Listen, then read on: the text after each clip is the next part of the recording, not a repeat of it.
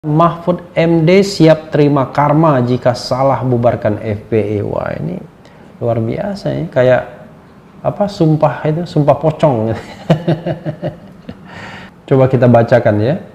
Menteri Koordinator Bidang Politik, Hukum dan Keamanan Menko Polhukam siap menanggung dosa akibat tindakannya membubarkan Front Pembela Islam FPI. Jika tindakan tersebut salah, Mahfud menyatakan siap mempertanggungjawabkan di hadapan Tuhan. Mahfud siap menerima karma akibat keputusan tersebut.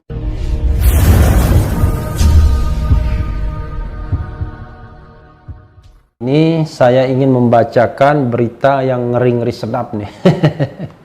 Sebagaimana dilansir oleh beberapa media, salah satunya dari whatyouthink.com ya. Ini media milik Eros Jarot ya.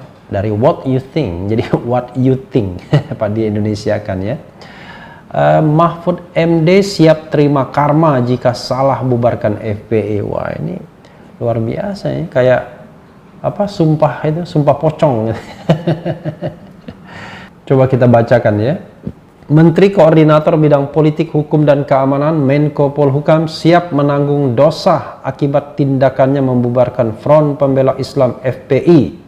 Jika tindakan tersebut salah, Mahfud menyatakan siap mempertanggungjawabkan di hadapan Tuhan. Mahfud siap menerima karma akibat keputusan tersebut. Luar biasa keyakinannya ya. Itu. Minum dulu ya. Masih ada sedikit sariawannya. Pernyataan itu diungkapkan Mahfud dalam video podcast YouTube Deddy Corbuzier yang diunggah pada Selasa 12 Januari 2021. Saat itu Deddy menanyakan tentang keputusan pemerintah membubarkan FPI. Deddy menanyakan apakah FPI RIP, rest in peace atau mati ya. Mantan Ketua Mahkamah Konstitusi MK ini menjelaskan sebenarnya FPI sudah mati dengan sendirinya. Pasalnya ormas pimpinan Habib Rizik Syihab HRS itu tidak mengurus perpanjang surat tanda terdaftar SKT yang berakhir pada 20 Juni 2021, sehingga secara otomatis FPI sudah dinyatakan tidak ada atau bubar. Nah, ini yang kita tidak setuju ya, tidak sama pendapatnya, berbeda pendapat, karena SKT itu bukanlah sebuah legitimasi, sebuah fondasi bagi eksistensi sebuah ormas ya, dan itu kan sudah ada dalam putusan MK. Jadi ormas di Indonesia itu ada dua jenis secara besar ya, ormas terdaftar dan ormas yang tidak terdaftar. Nah, ormas yang terdaftar itu ada yang berbadan hukum ya, ada yang tidak berbadan hukum ya. Sementara ormas yang tidak terdaftar pasti sudah tidak berbadan hukum. FPI ketika surat keterangan terdaftarnya habis ya, dia menjadi ormas yang tidak terdaftar. Jadi kalau dia tidak terdaftar, apa kerugiannya? Kerugiannya adalah negara tidak memiliki legitimasi untuk ya memberikan program bantuan kepada ormas tersebut karena tidak terdaftar di negara. Jadi negara bisa mencuekin ormas tersebut. Tapi eksistensi ormas tersebut tergantung di society, di masyarakat. Karena banyak sekali yang namanya ormas yang tidak terdaftar. Jadi dalam konteks ini sebenarnya banyak pakar hukum yang berbeda pendapat dengan Prof. Mahfud MD ya. Jadi tidak sama pendapatnya. Mahfud menyebut ada permasalahan dalam anggaran dasar, anggaran rumah tangga ADART. FPI menurut Mahfud tidak mau menyesuaikan dengan undang-undang baru dan Perpu tahun 2017. Mantan Menteri Pertahanan ini menerangkan undang-undang telah mengatur ormas yang ingin mempunyai surat keterangan terdaftar SKT atau berbadan hukum harus mendaftar ke pemerintah. Iyalah.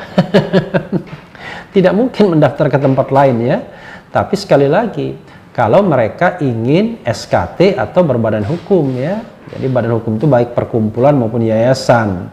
Tapi kalau mereka tidak ingin mendaftar, tidak ingin berbadan hukum ya tidak apa-apa juga sebagai organisasi ya. Sebagai contoh misalnya sekarang ada yang namanya Front Persatuan Islam atau Front Persaudaraan Islam ya, mana yang benar ya. Dan itu kan tidak perlu mendaftar kalau memang tidak membutuhkan uluran tangan pemerintah, ingin menjadi legal person, entitas sendiri. Jadi tanggung jawabnya di masing-masing anggota saja. Nah, jadi Sobat Era sekalian, yang namanya legitimasi ormas itu adanya di konstitusi, yaitu kebebasan berserikat, berkumpul, mengeluarkan pendapat baik secara lisan maupun tertulis. Pendaftar SKT diberi waktu hingga 5 tahun. SKT yang dimiliki FPI sudah berakhir pada 20 Juni 2021. Jika ingin memperpanjang, FPI wajib menyesuaikan dengan undang-undang dan Perpu tahun 2017. Disinilah menurut Mahfud yang menjadi masalah. Pasalnya pihak FPI tetap ngotot berpedoman dengan ADART lama, sehingga pemerintah tidak memberikan izin. Nah, ini keliru ya menurut saya ya. Ya mungkin beritanya juga ya, kita lihat. SKT itu adalah bukan izin.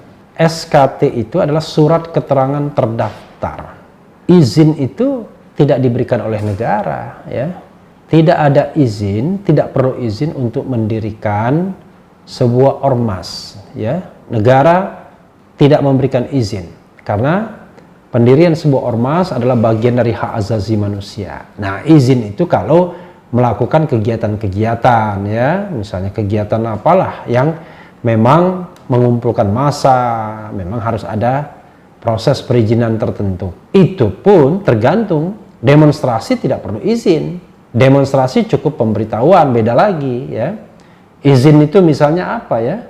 Ya katakanlah kegiatan donor darah mungkin ya. Nah, itu mungkin atau kegiatan-kegiatan lain yang memang betul-betul memberikan izin. Izin keramaian misalnya.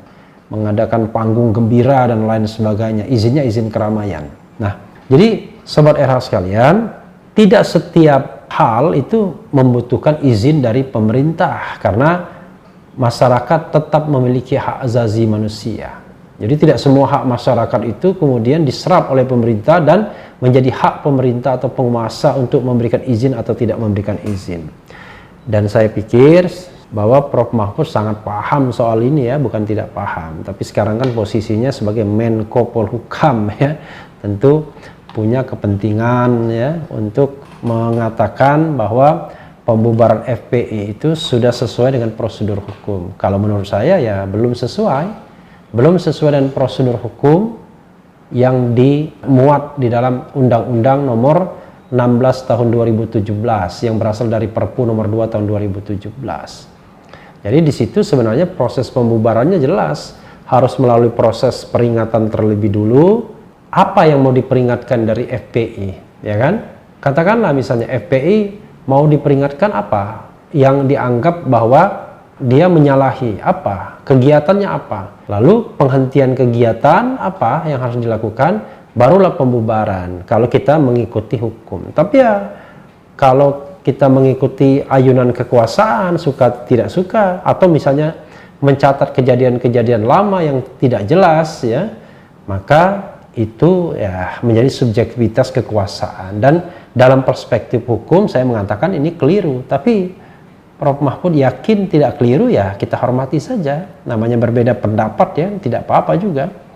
Nah, tetapi sekali lagi dalam sebuah negara demokratis itu tidak lazim membubarkan sebuah organisasi tanpa due process of law ya. Hanya negara-negara yang tidak demokratis yang bisa membubarkan sebuah organisasi tanpa due process of law ya.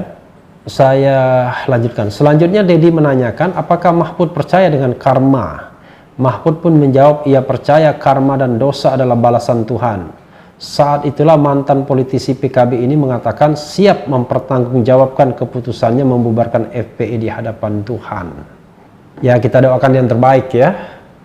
Kita doakan yang terbaik sesuai dengan keyakinan masing-masing bahwa Prof. Mahfud merasa yakin bahwa pembubaran ini benar ya, dan dia mau mempertanggungjawabannya di hadapan Tuhan. Ini bukan lagi soal pertanggungjawaban hukum, ini sudah pertanggungjawaban meta yuridis ya, sudah kepada yang maha kuasa ya. Mahfud justru merasa terlambat membubarkan FPI lah, malah terlambat ya. Itulah sebabnya selagi sempat ia memilih melakukannya sekarang. Mahfud menegaskan jika tindakannya dianggap salah, ia berani bertanggung jawab kepada Tuhan. Tapi ada tulisan di bawah ini, jangan sesumbar Pak, hati-hati kena karma benaran. Ini tambahan dari dari what you think-nya mungkin ya. Tambahan dari what you think-nya. Ya, itu Sobat Era sekalian ya. Karma Mahfud dalam pembubaran FPI, ya nanti kita akan bisa melihat ya, ini post factum ya, siapa yang benar, siapa yang salah. Tapi ya sebagai insan manusia kita doakan yang terbaik bagi republik ini, bagi siapa saja, dan tentu bagi demokrasi kita yang sudah berdarah-darah kita lahirkan kembali pada tahun 98 ketika rezim otoriter Soeharto tumbang.